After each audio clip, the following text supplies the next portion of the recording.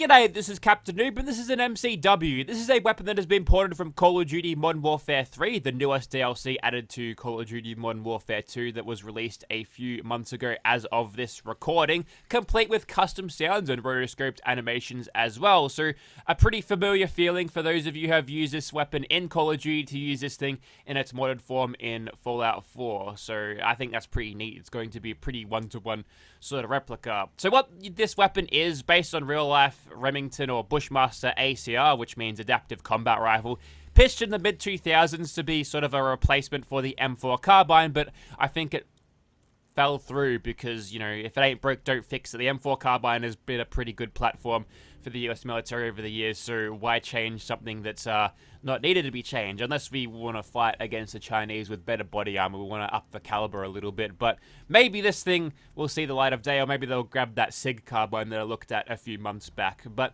there's customization here, which actually is kind of interesting, because you can put in big 308 rounds or even bigger 50 caliber rounds in this thing. It doesn't actually change the barrel or anything, or the magazine or anything. It still looks like it's been chambered in 5.56s, so we'll just ignore that. But if you go down all the way to the bottom, the head popper DMR giving you 301 damage is pretty good. There's also a Dong of Freedom Sidewinder. It's mature. It'll give you the best damage for a 308 receiver, but the perfect auto here, giving us 187 damage, is a pretty good start for our auto version. So we'll throw that one on, and we'll move on to the next thing. Legendary effect is there, provided by legendary modification. We shall ignore that. And we've also got options for changing the stocks. This one appears to be like a marksman stock, so we'll use that one for a... Wait, it is a marksman stock. Huh. That means better stability when aiming down a scope, so we'll keep that for a DMR version, but we'll find something that has a good recoil compensated version of it. I'm tossing up between this one and this one.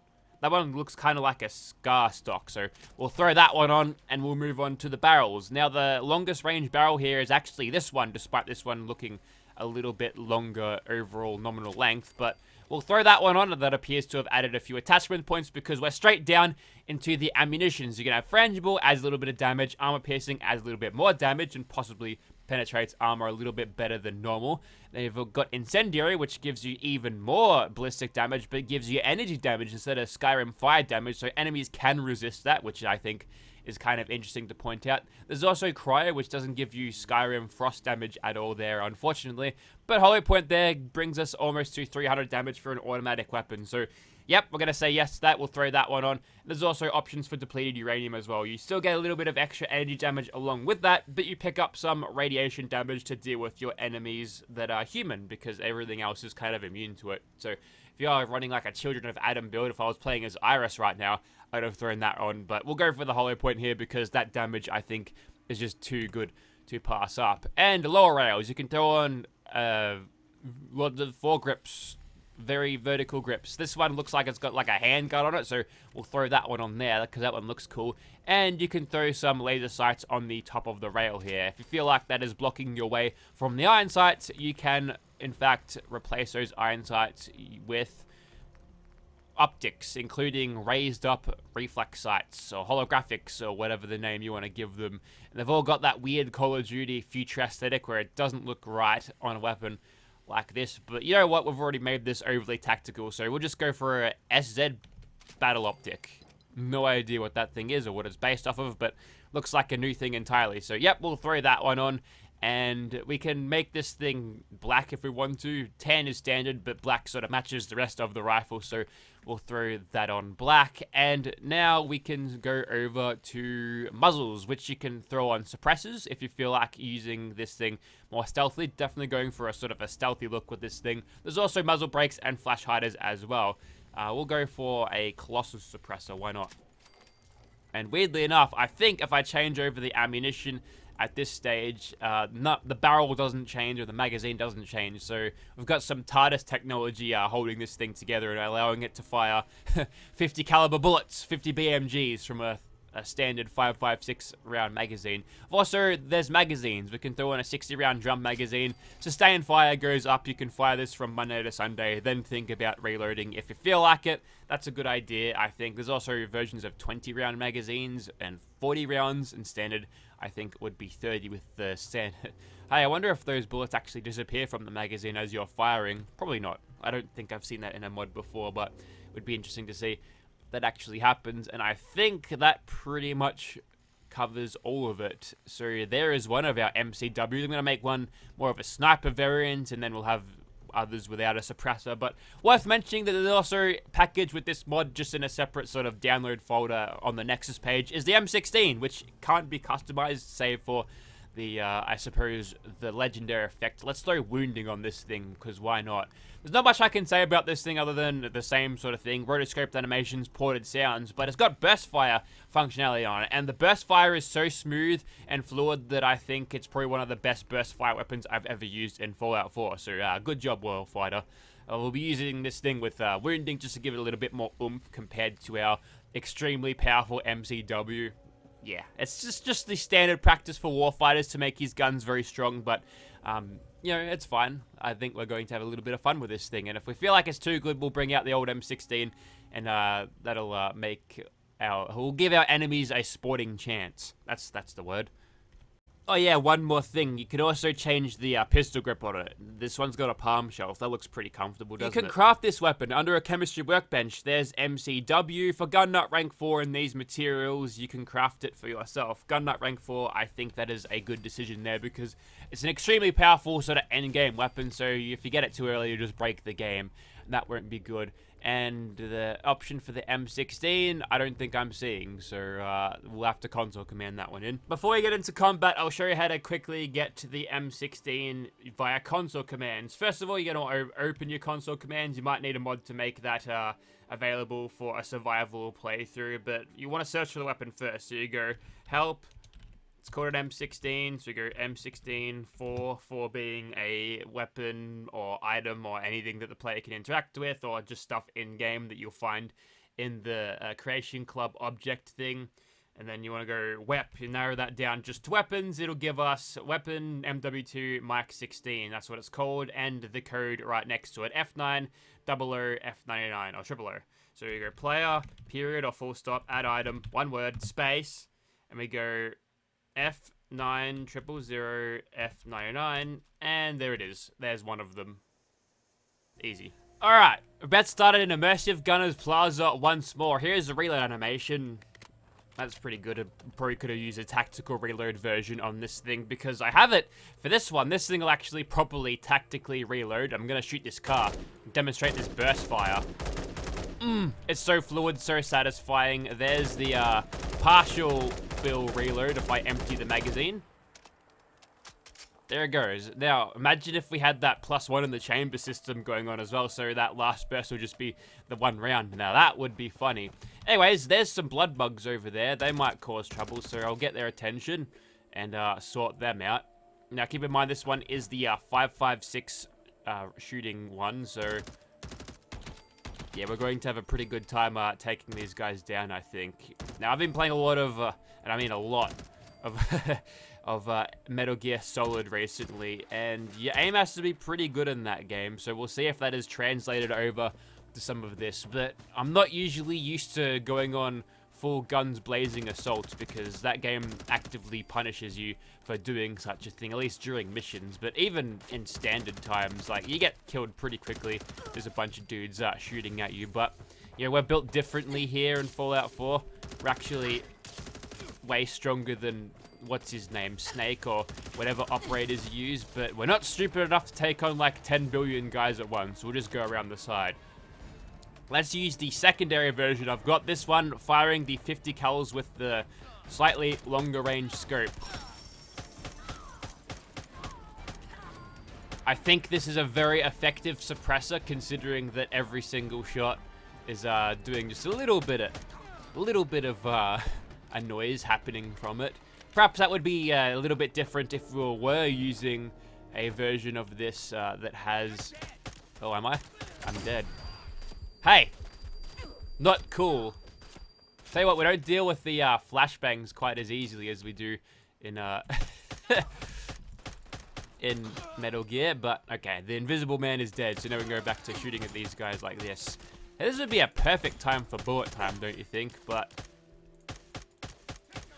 I gotta say, getting used to the the firefights and everything in Metal Gear makes this feel a lot less intense.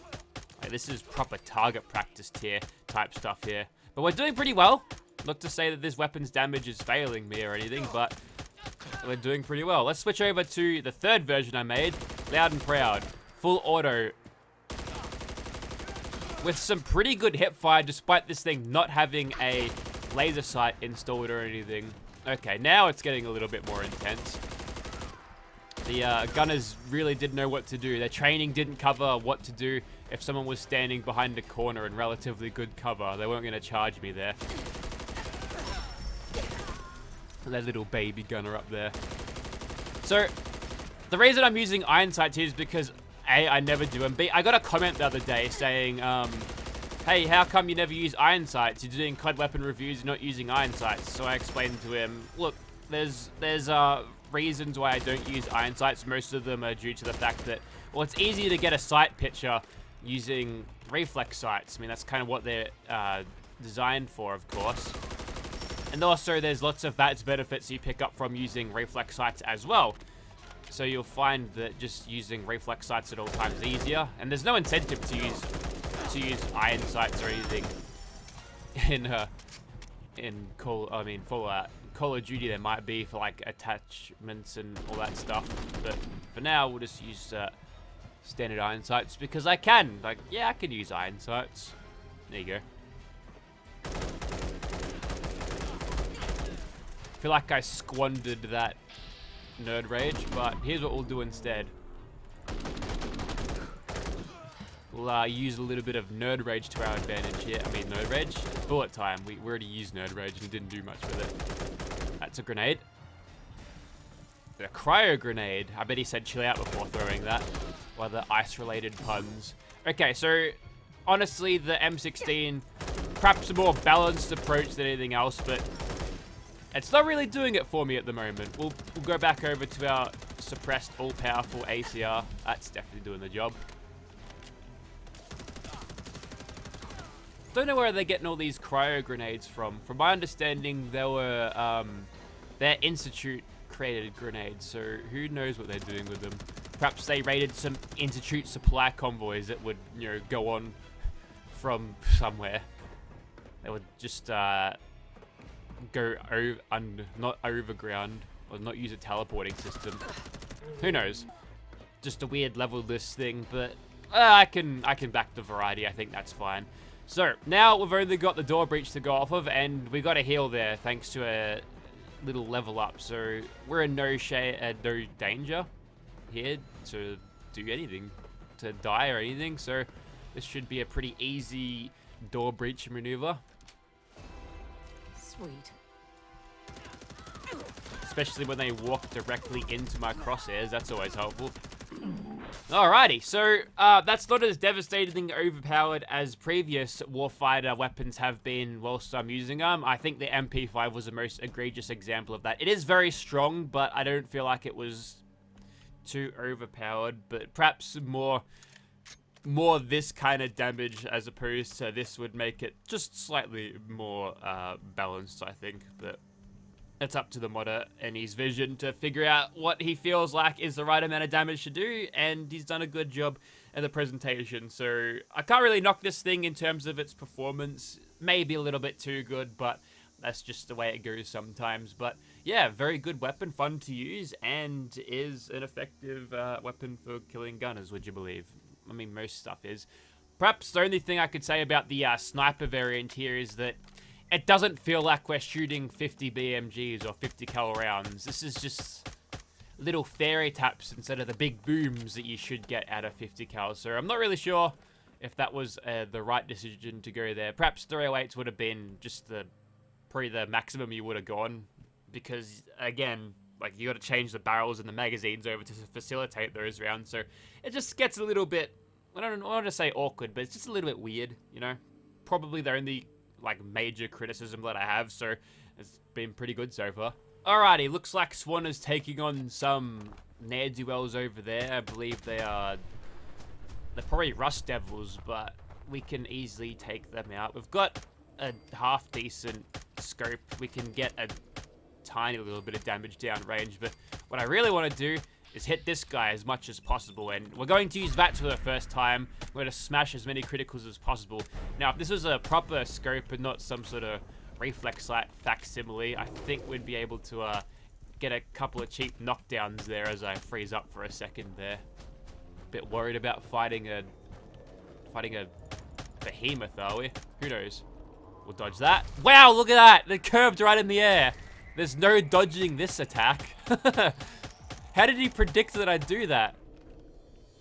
And that one didn't even... Okay. So they're proper like homing bullets when he fires them, or when he throws them, right? And they will find their targets no matter what you do. Unless I skip backwards, that works pretty well. Ow. Alright. I think it's time to use... Actually, no, we'll keep using this one for the moment. Just gotta make sure we get out of the way. That was a nasty stagger there. He's gonna continue throwing rocks at me. We're gonna get trees in between me and him, I think, just to break his pathing up a little bit. And duck behind a tree as soon as he's doing his little rock throwing maneuver. That's done well. Okay. Really need to disable the Windows key. If you saw a random jump cut there, that's because I hit the Windows key instead of the Z. It's right next to each other. My fingers are a little bit clumsy. A little bit of pressure from Swan today, but we prevailed regardless, and we've done pretty well there. Let's use the automatic variant against the next monster, see how fast we can mow him down with that. Alright, there's the Wendigo over there, and what I'm thinking I'm going to do is I'm going to use bullet time against him just to see how well we can do. Oh, yeah. We just shredded him. Okay, maybe we could do that again without cheap bullet time. Alright, second time. This time it'll be all full real-time combat, and we might still get him this time as well. Granted, with a couple more misses than usual. That's fine. What are you gonna do, mate? What are you gonna do? I'm gonna run right towards him. Nope. Just keep rolling. Keep rolling, rolling, rolling, rolling. Okay, we're good. That worked out pretty well. We're really Dark Soulsing this up. Nope. Actually, that might be Nerd Rage now. It is. Alright. Go for the head. Go for the head. Go for the head. We're not hitting anything. Waggle so hard to hit. Dive. Duck. Dip. Weave. Dodge. And finish your reload. Nope. Alright. We did it. A little less easy than last time, but the job's done. Got a couple of scratches to show for it, but we prevailed. Okay, now, here we are at Reeb Marina going into Revere Beach Station. We'll just go loud and proud. We'll clean up a few of these little baby raiders as they do multiple triple front flips as they go through their death animations. That's how hard this thing kills them. They turn into just stunt things. They turn into fidget spinners because of the rotation. All of that power behind those 308 bullets or whatever. I hope that's not a flashbang. Nope, that's just a normal grenade. We can shrug those off. The flashbangs, they're the only things that can stop us. But yeah, these guys, they're absolutely no match for me. Now, weirdly enough, looking at this thing as is that this thing doesn't have like extremely powerful bash damage, which is kind of like a staple of the Warfighter's weapons back in the day, but maybe that's been turned down a little bit, or perhaps just forgotten about. Anyways, we'll take out this crab from longer range. We'll just full auto him because he's a big crab. He's pretty easy to hit, and we've got basically zero spread recoil on this gun, so we can just launch bullets down range, and we can kill him before he even sees me, thanks to a couple of cheap little staggers there. I was expecting to more go into a close quarters fight with that thing, but I think we did a little bit too good there, but that's just how powerful this thing is. And if you aren't happy with this thing's power, you can always use lesser receivers till you find a more balanced option for it. But we're going to test things to the extreme here at Captainoob. So I think that's about it for the MCW/ACR and its M16 counterparts. Both very well-made weapons. Check them out if you are interested in seeing these things. I would highly recommend them. Nope, the bullets don't go away. That's normal. That's just the standard magazine sort of thing there. At least the ejection port opens up and lets the casings out. That's kind of neat, but yeah, worth checking out if you are familiar with these things in your games and you really like them in Call of Duty. Then in Fallout 4, they're going to be a blast to use as well. So if you are interested, check out the link in the description. It'll be down there. Also, Carla's a follower. She comes with 2 others. She's from Nuke World. She's got the pack voice. She's crazy. Go download her. She can use the ACR. Recommend that. Thank you very much for watching, guys. See you next time. Bye.